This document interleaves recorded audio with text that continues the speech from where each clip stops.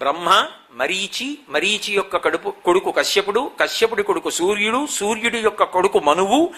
మనువు యొక్క కొడుకు ఇక్ష్వాకువు, ఇక్ష్వాకువు యొక్క కొడుకు కుక్షి, కుక్షికి వికుక్షి, వికుక్షికి బాణుడు, బాణునికి అనరణ్యుడు, అనరణ్యుడికి పృథువు, పృథువికి త్రిశంకుడు,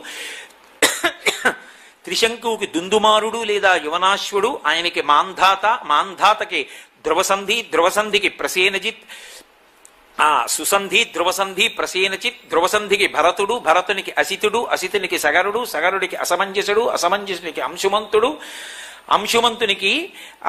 దిలీపుడు, దిలీపునికి భగీరథుడు, భగీరథునికి కకుత్సుడు, కకుత్సునికి రఘువు, రఘువుకి ప్రవృద్ధుడు, ప్రవృద్ధునికి శంఖనుడు, శంఖనుడికి సుదర్శనుడు, సుదర్శనుడికి శీఘ్రగుడు, శీఘ్రగునికి